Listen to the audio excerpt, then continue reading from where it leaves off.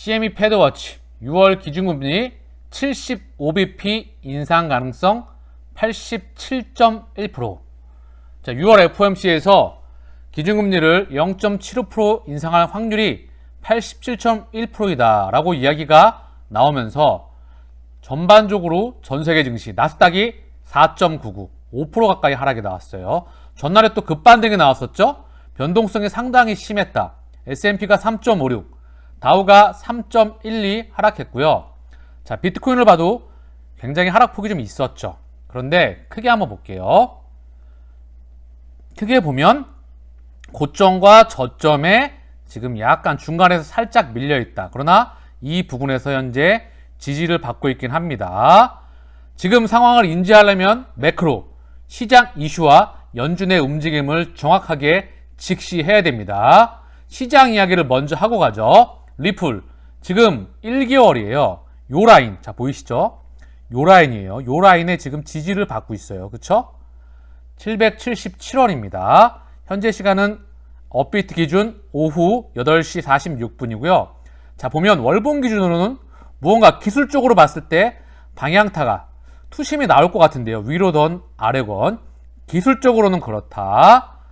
자, 우리 리플도 하루짜리 한번 보고 가자고요.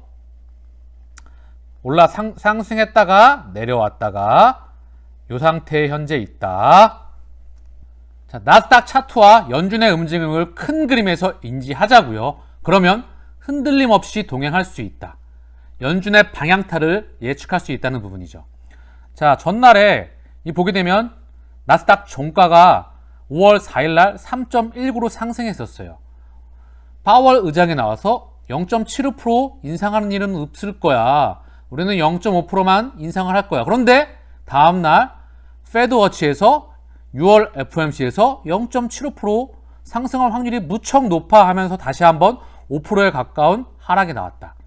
자, 그 부분은 명분이고요. 고점 대비해서 현재 나스닥이 마이너스 24% 플러스 마이너스 알파 기준에 있다. 자, 크게 한번 보자고요. 연준의 움직임을 보자고요. 한눈에 시장 매크로를 인지할 수가 있습니다. 결코 암호화폐와 따로 놀지 않죠. 그 부분을 인지하죠. 연준을 인지해야 시장 매크로에 휘둘리지 않을 수가 있다. 2014년도, 2008년도 리만 브라더스 미국발 금융위기 이후에 첫 금리 인상을 2014년도에 한다 그랬는데 시장이 많이 흔들거리니까 금리 인상을 못했습니다. 자, 다시 한번 확대를 해볼게요. 굉장히 변동성이 상당히 컸다. 2014년도에. 그래서 2015년도에 금리 인상할게. 근데 이때도 시장이 많이 흔들리니까 한 번밖에 못해요. 자, 다시 한번 확대해서 볼게요. 그쵸? 상당히 주봉인데 변동성이 상당히 크다. 지금 못지 않습니다. 그쵸? 자, 그럼 2016년도 다시 한번 확인할게요. 2016년도에는 브렉시트와 상하이 미략이 있었죠. 상하이 미략. 자, 전 세계 중앙은행들이 환율을 너무 낮춰가지고 근린 궁피파 정책을 쓰지 말자. 어쨌든 환율 전쟁하지 말자. 그리고 브렉시트로 인해서 시장이 또 한 번 흔들거리죠. 엄청나게 흔들거리니까 결국 이때도 한 번. 그런데 본격적으로 2017년도, 18년도에 시장이 받아주니까 금리를 본격적으로 상승하기 시작합니다. 2017년도에 3번, 2018년도에 4번, 2019년도에도 계속해서 올린다 그랬었어요. 많은 횟수로. 그러나 시장이 빠그러지게 되죠. 금리 인상 4회로 인해서. 그래서 연준이 말을 바꿉니다. 금리 인상 중단. 그랬더니 어떻게 되죠? 시장이 다시 한번 상승을 하게 돼요. 전고점을 돌파하면서. 그리고 2020년도 3월에 코로나 팬데믹 이후에 시장이 또 한번 박살이 나게 되죠. 그럼 연준이 어떻게 하죠? 무제한 양적 완화와 제로 금리를 다시 한번 하게 됩니다. 4조 5천억 달러에서 3조 7천억 달러, 8천억 달러까지 줄였다가 다시 9조 달러까지 자산이 늘어나게 되죠. 그리고 지금 보이시죠? 기울기가 어느 정도 수준인지 엄청나게 달렸다. 그리고 다시 이제 처음 금리 인상하는 시기에 돌아와 있다. 0.25% 한번 올리고 이번에 0.5% 올린 거다. 그런데 시장이 상당 부분 많이 빠져 있다는 부분이죠. 그쵸? 고점 대비 24%. 연준은 2008년도 이전에는 시장을 신경 쓰지 않고 한번 금리를 올리면 끝까지 올렸다. 5.25. 2006년도에. 그러나 2008년도 이후에는 연준의 스탠스는 180도 달라졌다. 금융시장과 자산시장과 주식시장을 끊임없이 모니터링하면서 대응해 왔다. 시장이 받아주지 못하면 금리를 올리지 못했다. 시장이 받아줘야지만 금리를 올린다. 이게 핵심입니다. 그래서 지금은 시장이 먼저 빠졌죠. 그쵸? 그리고 나서 시장이 지금 페드워치에서 0.75% 올릴 수도 있어. 그 확률이 높아. 하면서 시장을 컨트롤하고 있습니다. 결국 흔들기가 더 진행되고 있다는 부분이죠. 정리하겠습니다. 연준은 결코 금융시장을 좌시하지 않는다. 그러면 주식시장과 커플링되는 동행하는 암호화폐 시장도 같이 움직일 수밖에 없다. 즉 이미 많이 빠져 있다. 자, 이렇게 인지하면 되겠죠? 흔들릴 이유가 없다. 연준의 흐름에서. 자, 미국의 기준금리 추이입니다. 1999년도에서 2017년, 지금 2022년도이죠. 이때 금리가 7% 정도. 1970년도에는 미국 기준금리는 20%대였다. 인플레 파이터의 시대였다. 근데 보이시죠? 추세가 계속해서 꺾입니다. 그리고 이게 제로금리에 가게 되죠. 지금 금리 올려서 1%이다. 2017년도, 18년도의 금리 상단은 2.5%였다. 그래서 이 큰 그림이 연준의 방향타를 지금 보여준다 생각을 합니다. 금리의 상단은 높지 않다. 이 추세가 몇십 년 전의 추세가 보이는 부분이다. 금리가 0%에 가깝다는 결국 암호화폐의 탄생과 스위프트 2.0의 탄생과 블록체인의 탄생을 의미하는 그림 한 장입니다. 고로 연준의 움직임을 예측할 수 있다. 자, 단기적으로 어쨌든 달러 인덱스가 안정을 취해줘야 돼요. 103.8. 자, 10년 기준 고점 부근에 와 있다. 슈팅이 제대로 나와 있죠? 상승, 상승. 상승하고 나면 달러 인덱스 값은 가라앉는다. 많이 튀었기 때문에 가라앉을 시기가 다가오고 있다. 달러가 약세로 변하면 반대편 금융시장과 자산시장과 이 부분에는 다시 한번 반등이 나오리라 생각을 합니다. 현재 많이 튀었다. 자, 이 부분이 안정을 취해줘야 돼요. 자, 그리고 하나 더. 미 국채 금리가 안정을 취해준다. 미국채 10년 3.09, 2.73, 2년, 3년, 5년, 30년짜리가 다 튀었어요. 자, 10년이 시장금리의 대표 기준이죠. 얘를 봤었을 때 1개월 기준으로 봐도 상당히 많이 튀었다. 자, 3개월 기준으로 봐도 많이 튀었다. 1년 기준으로 봐도 상당히 슈팅이 나왔죠. 자, 슈팅이 나왔다는 이야기는 가라앉을 때도 온다. 그럼 미 국채 시장금리 얘가 안정을 취해줘야 다시 한번 자산시장이 안정화가 되겠죠. 그쵸? 자, 우리 XRP 언제쯤 상승할까요?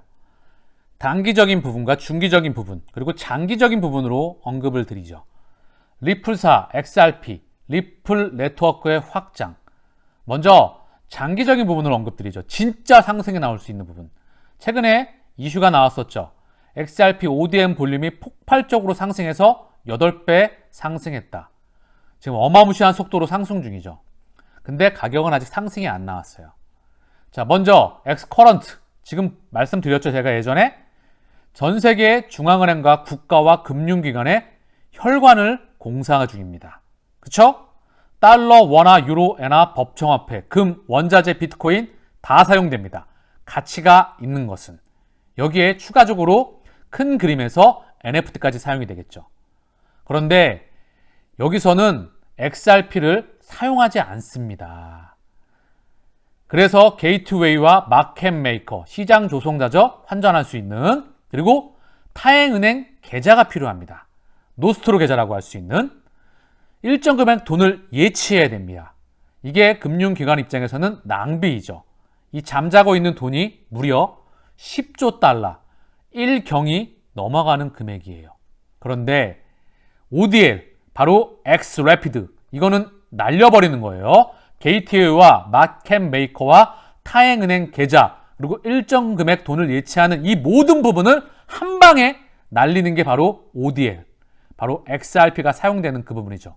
타행은행 계좌가 필요 없고 게이트웨이도 필요 없고 마켓 메이커도 필요가 없습니다. 시장 조성사도. 그리고 일정 금액을 예치할 필요도 없죠. 즉 ODL, 엑스래피드가 본격적으로 상용화되는 그 시점, 자, 리플 네트워크의 많은 확장과 그리고 1세대 스위프트, 이 대체하는 그 시점,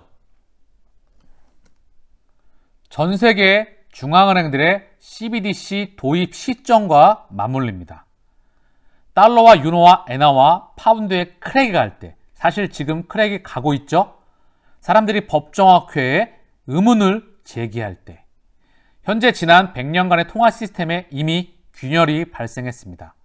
전 세계 기득권, 중앙은행의 제로금리와 9조 달러의 연준 자산, 즉 많은 금융기관에 XRP가 꽂힌다. 어느 시점에 도입이 들어갑니다. 첫 번째, 엑스커런트로서 전 세계 금융기관의 전산망을 XRP 원장, 이 네트워크망을 공유합니다. 첫 번째가, 그쵸?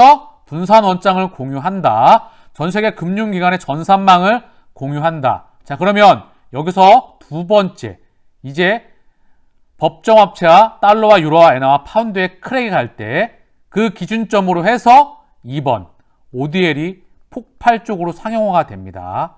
금융기관의 XRP가 꽂힐 때 진짜 폭발한다. 가보지 못한 길로 진입을 합니다. 제가 계속 언급드려요. 100배는 기본적인 사항이다. 스위프트 시장 155조 달러이다. 그것도 현재 기준이다. 이게 얼마나 그랬죠? 대한민국 원화 기준으로 20경이다.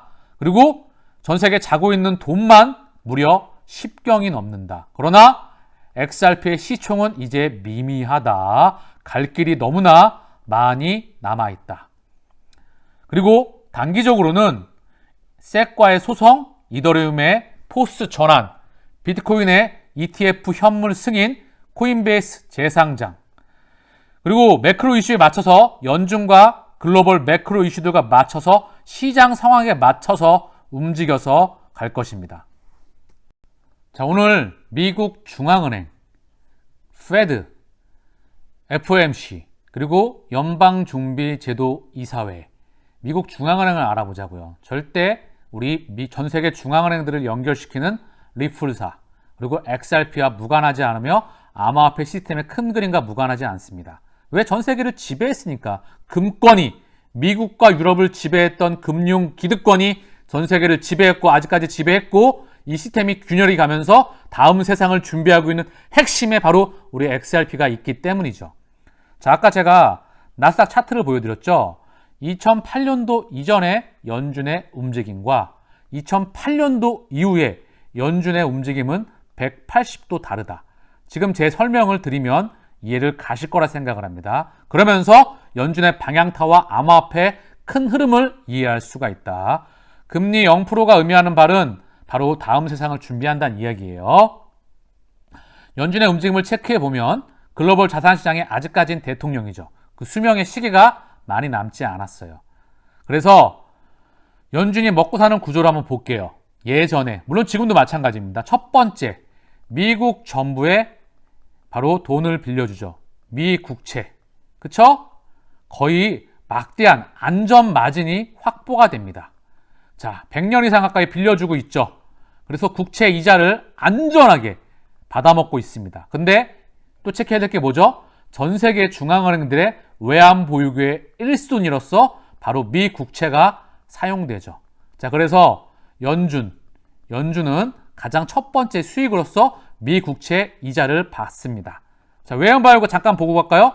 외환 보유고 순위를 보게 되면 미 국채, 자, 그리고 금, 그리고 SDR, IMF 통화 인출권, 자, 그리고 각국의 달러와 유로와 엔화와 파운드와 이런 부분들에 대한 통화들, 이 부분에 핵심이 있다. 그러나 미 국채가 압도적이다.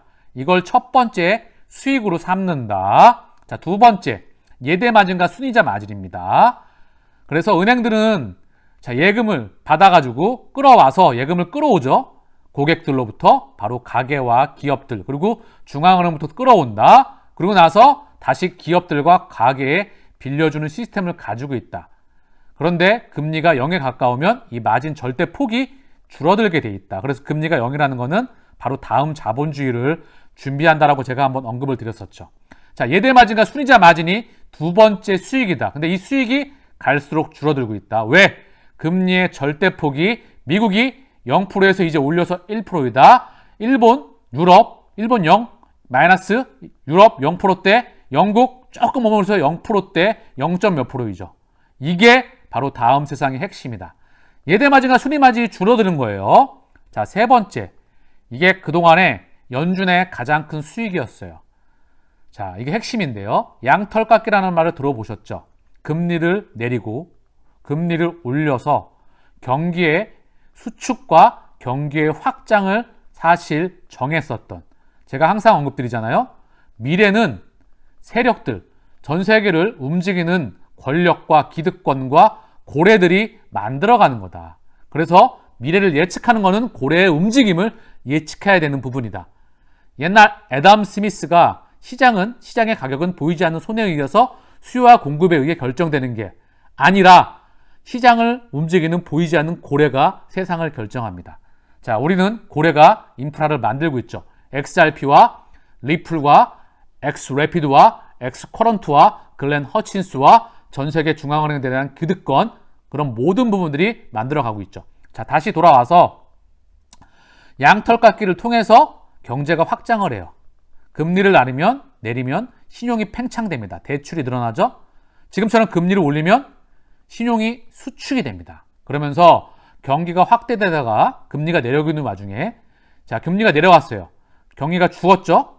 경기가 본격적으로 확장해요. 이때 금리가 올라갑니다. 근데 중립금리라고 하는 금리 상단에 도달하게 되면 결국 경기는 정점을 찍습니다. 그러고 나서 경기가 다시 꺾이게 돼요. 그러면서 금리가 내려갑니다. 이 과정을 통해서 버블이 형성이 되고 버블이 꺼지기도 하죠. 지금은 이 버블을 넘어서 바로 양적 완화까지 하고 일본은 질적 완화까지 했다.